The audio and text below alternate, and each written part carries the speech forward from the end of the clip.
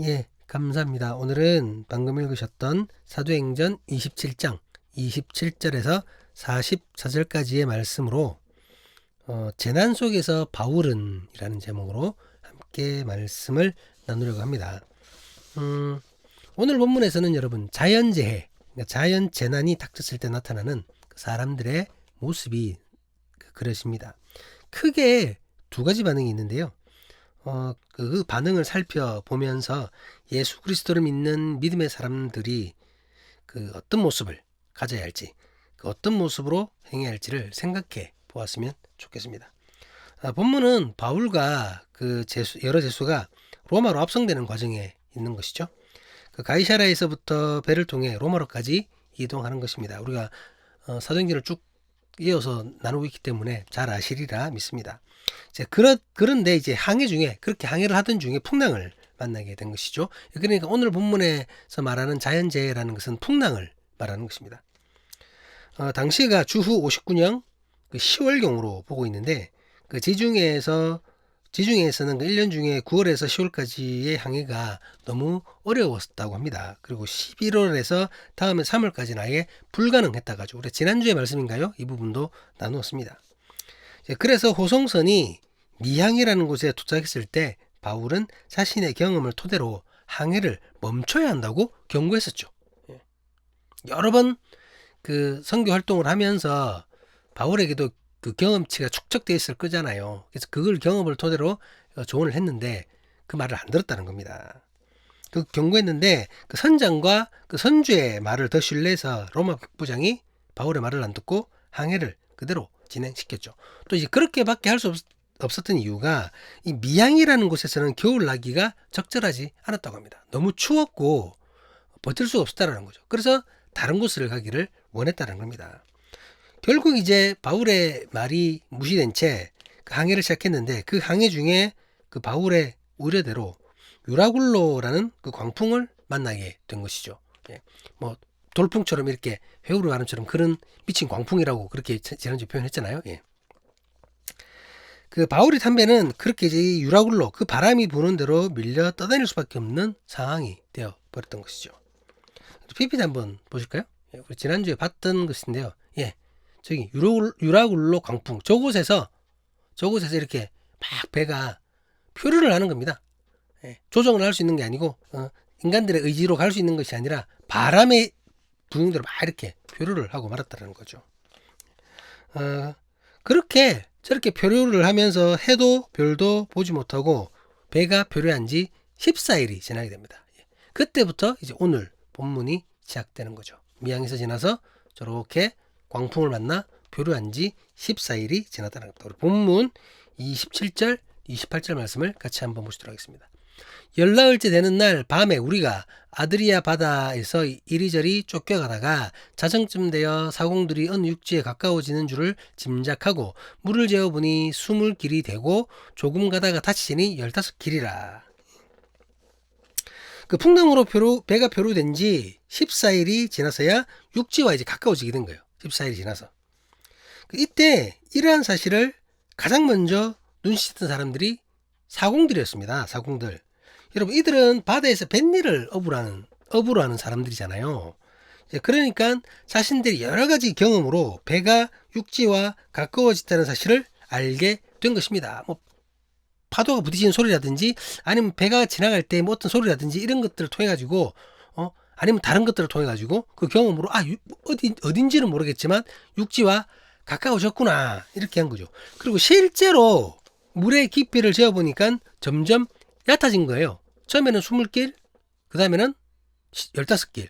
여기서 길이라는 그 단위는 그 성인 남자 팔에서 팔끝까지군요. 그 이쪽 팔 중지에서 저쪽 팔 중지까지를 쫙 폈을 때의 그 길이를 길이라고 합니다.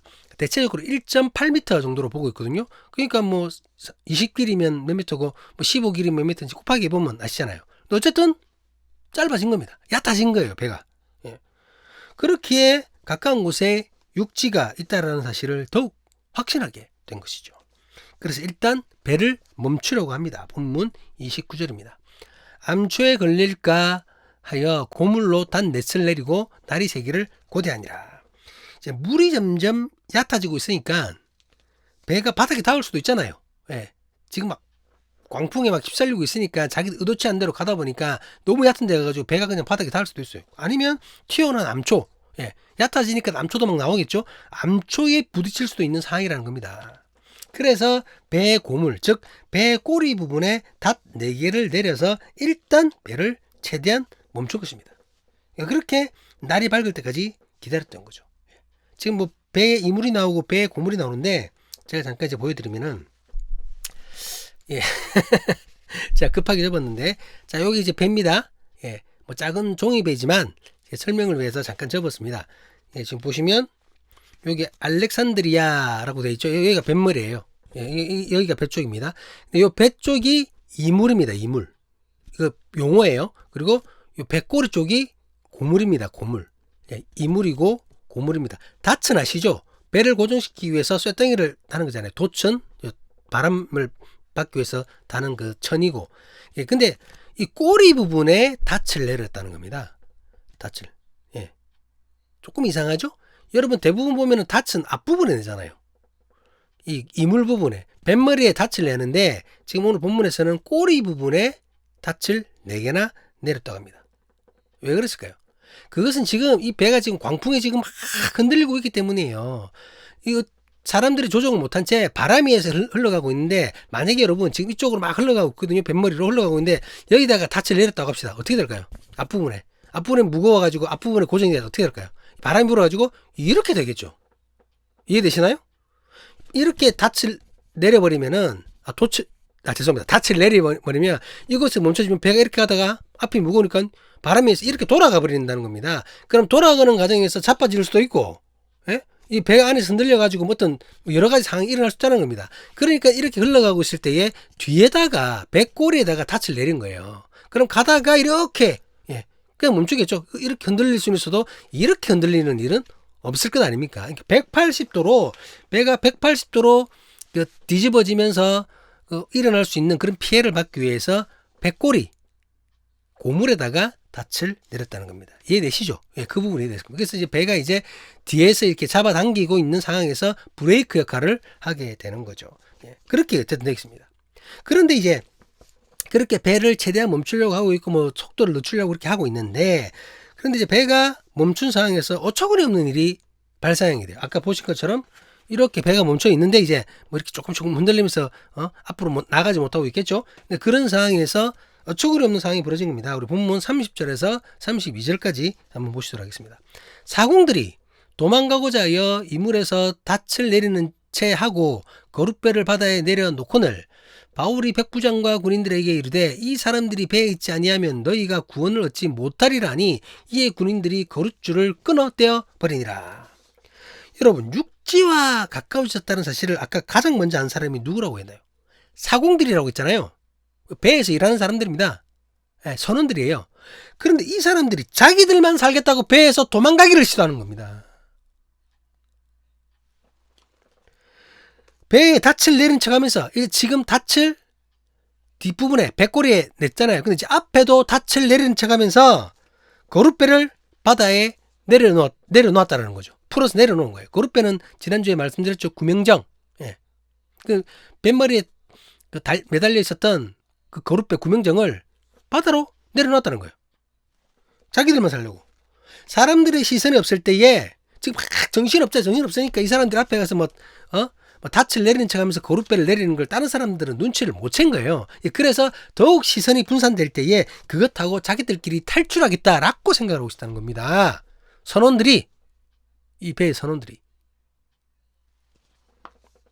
배를 운항하는 사공들이 배를 지키고 이 배를 지키고 배에 승선한 사람들을 가장 안전한 곳으로 인도해야 될 이 사람들이, 여러분, 다른 사람들은 다 내버려두고 자기들만 살겠다고 도망가겠다고 작당을 한 겁니다. 말도 안 되는 일이 벌어진 거죠. 이 얘기를 들으니까 갑자기 그 우리나라 사람들 전국민적인 그 트라우마 막 그게 생각나지 않나요? 나 보자마자 그냥 악몽 같은 일이 막 떠올랐는데, PPT를 준비하지 말까 하다가 뭐 트라우마가 또 생각나서 이제 PPT를 준비했는데요. 예. 9년 전에 여러분 2024년 4월에 우리나라 국민들은 세월호라는 그 큰 배가 그 침몰하는 것을 생방송으로 목격했죠. 예. 생방송으로 봤습니다. 영상으로. 직접 가서 본 사람도 있죠. 뭐 구명정이나 이런 분들 주위의 배들은. 예. 그런데 그때 선장이라는 작자가 선원이라는 작자들이 승객을 내팽개치고 자기들만 살겠다고 가장 먼저 탈출하는 모습을 TV 중계를 통해 생생히 보게 되었습니다. 자기들은 도망간다고. 그때 우리가 얼마나 분노하고 얼마나 어처구니 없었습니까? 예. 이 모습을 여러분 지금은 사진이지만 영상으로 봤다라는 거예요. 지금 팬티만 입고 온 사람이 선장입니다. 그리고 해경들은 저 사람이 선장인지 아닌지도 몰랐다고 그러네요. 자기가 선장인 것도 밝히지 않은 거예요. 마치 그냥 승객인 것처럼 팬티만 입고 저렇게 도망가는 겁니다. 예.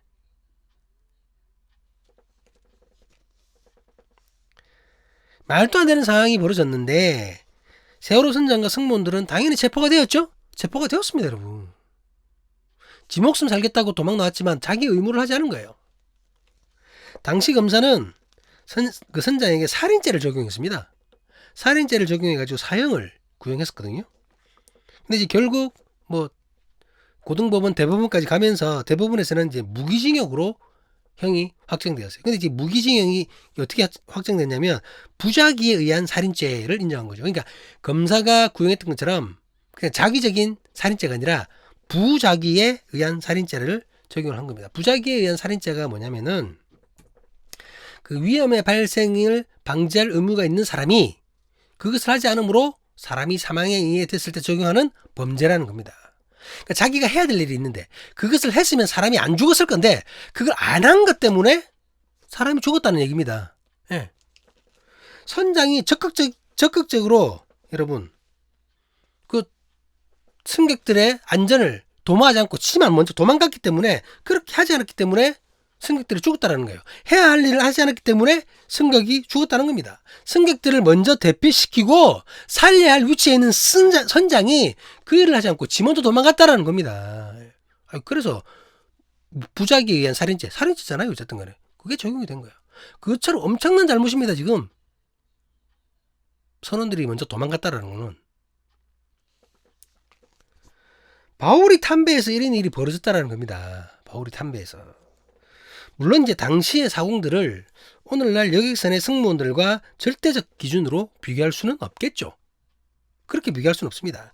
당시의 사공들이 그 배의 사공으로 일을 하고 있는 데에는 여러 가지 이유가 있을 텐데 단순히 직업적으로 정말 돈을 벌려고 왔을 수도 있지만 그게 아니라 어떤 이는 원하지 않는데 끌려왔을 수도 있어요. 그때가 그런 시절이었잖아요. 예. 그렇기 때문에 절대적인 기준으로 비교를 할 수는 없지만 그렇다 하더라도 여러분 그렇다 하더라도 자기들만 살겠다고 그들이 도망친 것은 사실이고 그것은 용납될 수 없는 행동이라는 겁니다. 맞잖아요. 범죄입니다.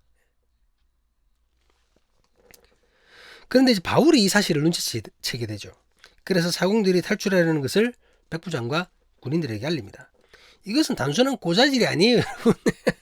아니, 살겠다고 도망치는 사람들 고자질 해가지고 죽이려는 게 아닙니다, 여러분. 그게 아니라 지금 사공들이 잘못을 저지르고 있잖아요. 범죄를 저지르고 있습니다. 그것을 사전에 방지하는 거죠. 거기다가 지금 배에 타고 있는 276명, 300명이 가까운 이 사람들을 살리려는 겁니다, 여러분.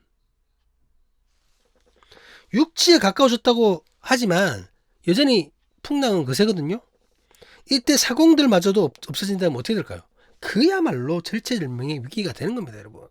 예. 배가 암초에 부딪혀가지고 어떻게 될지 몰라요.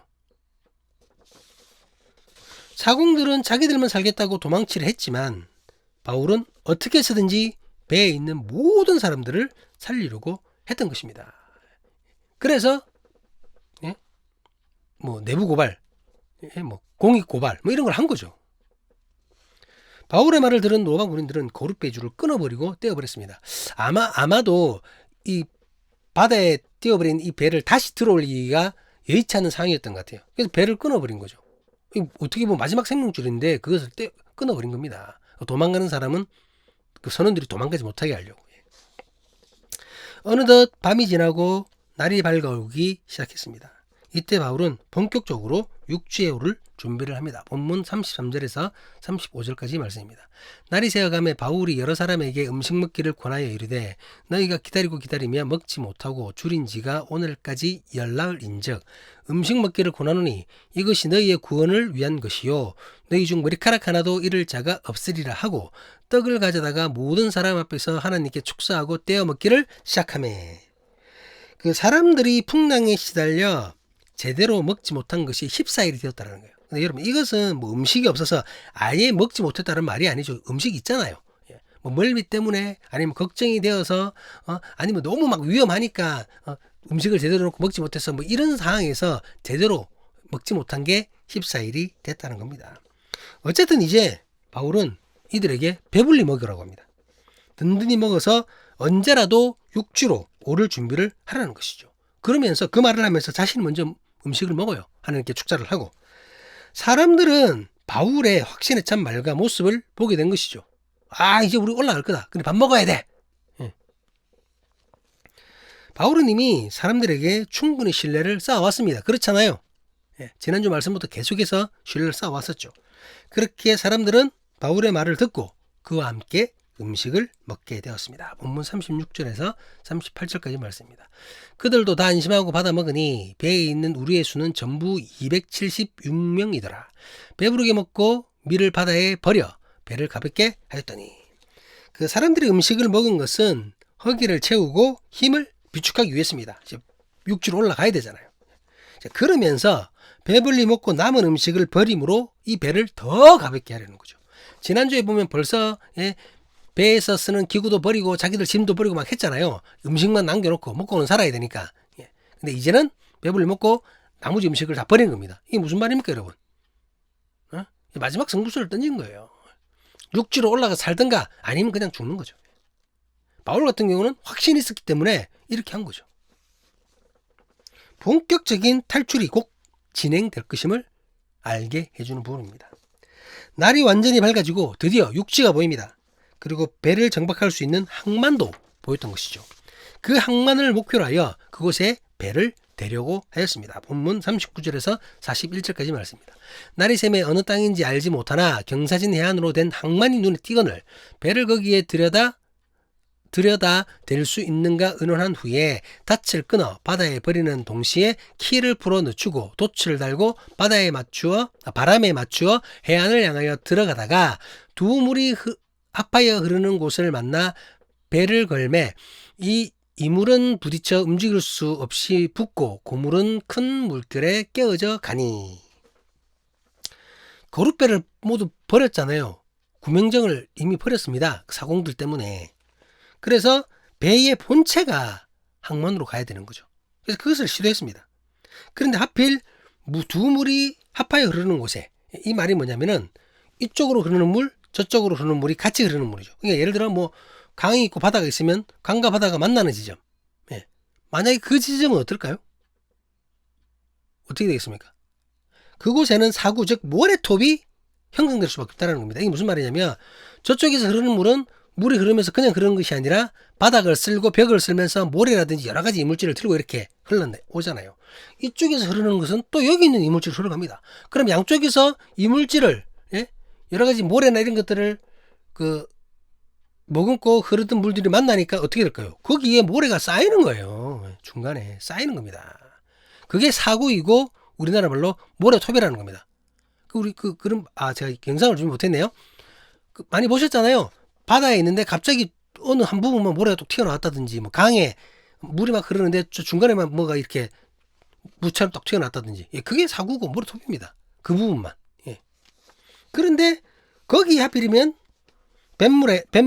배가 끼었던 거예요. 배가 가다가 그러니까 사구가 있는데 더 물이 없으니 그거 끼어버린 겁니다. 그 끼어버려 가지고는 이 배가 오도 가도 못한 그런 상황에 놓였던 거죠.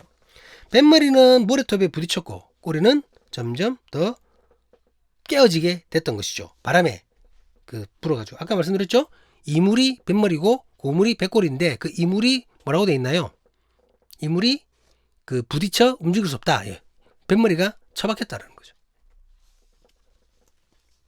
그렇게 항만으로 배를 내려던 계획이 실패하고 만 것입니다. 오도 가도 못하게. 근데 이제 저쪽에 항만은 일단 보여요. 육지는. 그런데 이제 이런 상황에서 자기만 살겠다는 그 이기적인 모습이 또 나타납니다. 이제 본문 42절입니다. 군인들은 죄수가 헤엄쳐서 도망할까 하여 그들을 죽이는 것이 좋다 하였으나 그룹배 곧 구명정이 없는 상태죠. 그리고 배의 본체는 모래톱에 박혀 움직일 수 없습니다. 근데 백고리 쪽은 계속해서 풍랑과 바람에 의해서 조금씩 더 망가져가고 있어요. 그렇다면 이제 직접 수영을 하거나 아니면은 배에서 파손된 뭐 여러 가지 잔재들, 물에 뜨는 어떤 물체를 의지해서 육지로 가는 방법밖에 없는 것이죠. 근데 로마 군인들은 이런 과정에서 죄수들이 도망칠 것을 우려했던 겁니다. 죄수들 도망가 버리면 어떡해? 만약 지키고 있거나 호송 같은 죄수가 탈출하게 되면 로마법에서는 그 죄수를 담당했던 군인이 대신 벌을 받아야 됐습니다. 우리 이 얘기는 자주 했었죠. 그렇게 로마 군인들은 무사히 육지에 오르느냐 그렇지 못하느냐 죽느냐 사느냐 이러한 상황에서 그런 사투를 벌이고 있는 상황에서도 죄수들이 도망칠지도 모른다는 그런 걱정을 했던 거예요. 그 걱정을 하고 있는 겁니다. 지금 죄수들이 도망치고 안 도망치고 아니라 지금 내가 죽을 판인데 아이고 저것들 도망치면 큰일 나는데 이 생각하고 있었던 거예요. 실제로 죄수들이 도망가게 되면 자신들이 책임져야 하니까 죄수들을 아예 죽여버리자는 의견으로 모였던 거예요. 죽이자고 했던 겁니다. 여러분 이런 로마 군인들의 그 모습은 자기들만 살겠다고 그룹배 타고 도망가려고 했던 사공들과 별반 다르지 않는 모습입니다. 죄수들은 바울처럼 대부분 형을 확정하기 전에 로마 황제에게 상소하여 로마로 가는 사람들일 거예요. 그러니까 로마에서 다시 재판을 받아야 하는 사람들이 대부분이라는 겁니다. 유무죄가 결정나지 않은 사람들이라는 겁니다. 그런데 그런 그들을 자신들의 안위를 위해서 그냥 죽여버리자는 거예요. 도망가면 안 되니까. 도망가면 내가 책임져야 되니까 그냥 죽여버리자. 아니 지금 생사가 왔다 갔다 하는 이 판에 지금 이러고 있는 겁니다. 지만 살겠다고. 이 사람들도 자기만 살겠다고 지금 이러는 거예요. 로마 군인들도. 그룹배를 타고 도망가려던 사공들과 전혀 다름이 없는 사람들입니다. 그런데 이런 군인들의 모의를 백부장인 율리오가 막아서는 거죠. 본문 43절 44절입니다. 백부장이 바울을 구원하려 하여 그들의 뜻을 막고 헤엄칠 줄 아는 사람들을 명하여 물에 뛰어내려 먼저 육지에 나가게 하고 그 남은 사람들은 널조각 혹은 배 물건을 의지하여 나가게 하니 마침내 사람들이 다 상륙하여 구조되니라. 백부장 율리오는 바울에게 좋은 마음을 품고 있었습니다. 그는 처음부터 바울을 친절하게 대하였고 바울과 함께 항해하면서 더욱 신뢰하게 됐던 것이죠. 앞서서도 얘기했죠. 항해 중에 바울은 사람들에게 신뢰를 쌓아갔다고요. 특별히 율리오는 더 바울을 좋아하고 신뢰했던 것이죠. 그래서 다른 죄수들에게도 헤엄을 치고 배에서 물건 의지하여 육지로 나가라고 얘기했던 겁니다. 왜? 바울을 살려야 하니까. 바울만 살릴 수는 없으니까 지금 막 정신없는 한국에 자기도 도망가야 되잖아요. 그러니까 놔두라는 겁니다. 죄수들을 놔두라고. 수영쳐서 헤엄쳐서 가고 널조각 붙잡고 갈 수 있게 다 놔두라는 겁니다. 그렇게 해야 바울도 사니까. 혹시라도 뭐 죄수 그 군인들이 바울까지 죽이면 어떻게 합니까? 그렇게 바울을 비롯한 모든 죄수 그리고 모든 승객과 승무원 모든 로마 군인까지 마침내 육지에 올라 구조될 수 있게 되었던 것입니다. 여기까지가 오늘 본문의 내용입니다. 그 풍랑이라는 자연재해가 닥쳤을 때에 자기만 살겠다는 이기적인 사람이 있는가 하면 모든 사람을 살리고자 노력하는 의로운 사람도 있습니다. 본문의 사공과 로마 군인은 자기의 생명만을 생각하는 이기적인 자들이었죠. 반면 바울은 모든 사람을 살리려고 노력했던 의로운 사람입니다. 하나님께서는 당연히 바울과 같은 모습을 원하시겠죠. 하지만 이것을 본문의 내용에 따라 단순 비교해서 믿음이 없는 자들은 이기적이고 주님을 믿는 자들은 바울처럼 의로운 사람이다 라고 결론 내릴 수는 없습니다. 꼭 그렇진 않죠. 믿음이 없는 사람들 중에서도 타인을 살리기 위해 자신을 희생하는 의로운 사람들은 너무나 많습니다. 여러분 가끔씩 화재 때 방금 또 세월호 때 그리고 여러 가지 있을 때 막 믿지 않는 사람들 중에 또 오히려 그들을 구하려고 희생하는 분들 굉장히 많죠. 반대로 주님을 믿는다고 하면서도 자기만 생각하고 남이야 죽든지 말든지 신경 쓰지 않는 이기주의자들 그런 믿음의 사람들도 차고 넘칩니다. 여러분 솔직히 많죠. 여기서 중요한 것은 지금 이들의 모습이 이게 중요한 것이 아니라 앞서도 말했지만 하나님께서 원하시는 모습이 어떤 것이냐 하는 겁니다. 앞서 밝혔듯이 하나님께서는 바울과 같은 그 모습을 원하시는 거죠. 세상 사람들이야 어떠든지 간에 믿음이 있다고 거짓말 치면서 그렇지 못한 사람들이 어떠든지 간에 신령과 진정으로 믿음이 있는 그 믿음의 사람들은 바울처럼 모든 사람의 생명을 존중하고 할 수만 있다면 모든 사람들을 살리려고 해야 한다는 것입니다. 재난이 닥칠 때는 물론 재난이 아닌 일상에서도 인간의 생명을 존중하고 그 생명을 보호하기 위해서 노력해야 한다는 겁니다. 예수님께서 사람을 살리시려고 인간의 몸으로 이 땅에 오셨잖아요. 주님을 따르는 우리는 이 진리를 잊지 말고 주님을 닮아야 한다는 것입니다. 그렇다면 바울은 어떻게 재난이 닥쳤는데도 모든 사람의 목숨을 살리려고 할 수 있었을까요? 그것은 주님을 향한 믿음이 있었기 때문에 가능한 것이었습니다. 바울은 주께서 보이신 비전을 믿고 확신했었죠. 예루살렘에서 로마에 이르기까지 복음을 전하도록 하시겠다는 그 주님의 그 말씀, 그 비전을 믿고 의지했던 것입니다. 우리 사도행전 27장 23절에서 26절까지 말씀을 같이 한번 보시도록 하겠습니다. 내가 속한 바 곧 내가 섬기는 하나님의 사자가 어젯밤에 내 곁에 서서 말하되 바울아 두려워하지 말라. 내가 가이사 앞에 서야 하겠고 또 하나님께서 너와 함께 항해하는 자들을 다 내게 주셨다 하였으니 그러므로 여러분이여 안심하라. 나는 내게 말씀하신 그대로 되리라 하느님을 믿노라. 그런즉 우리가 반드시 한 섬에 걸리리라 하더라. 이 말씀을 믿었던 것입니다, 여러분. 이 말씀을 믿으며 이 말씀을 붙잡고 믿음으로 재난 앞에서 두려워하지 않고 당당하게 자신의 역할을 잘 감당했던 것이죠. 믿음의 사람으로 그들에게 신뢰를 주며 끝까지 신뢰할 수 있도록 했다는 겁니다. 사랑하는 사람이 교회 신앙 공동체 나는 하나님의 말씀을 믿고 있습니까? 요한복음 11장 25절에서 26절 말씀. 예수께서 이르시되 나는 부활이요 생명이니 나를 믿는 자는 죽고도 살겠고 무릇 살아서 나를 믿는 자는 영원히 죽지 아니하리니 이것을 내가 믿느냐. 여러분 이 말씀을 우리는 지금 믿고 의지하고 있나요? 요한복음 15장 13절에서 14절 말씀. 사람이 친구를 위하여 자기 목숨을 버리면 이보다 더 큰 사랑이 없나니 너희는 내가 명하는 대로 행하면 곧 나의 친구라. 이 말씀을 여러분 우리는 지금 믿고 확신하고 있습니까?